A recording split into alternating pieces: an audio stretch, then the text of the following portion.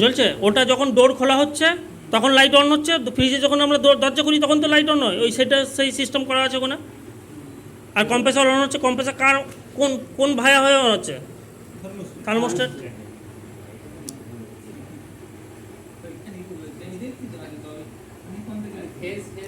এবার ক্লিয়ার হচ্ছে?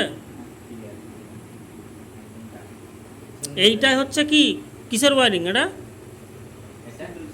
Single door ফ্রিজের ওয়ারিং। ক্লাস কীরকম হচ্ছে? ভালো হচ্ছে? অপরূপ বলতে পারছি। এবার জিতেন্দ্রবাবু নিজে করুন, করবেন না? হ্যাঁ।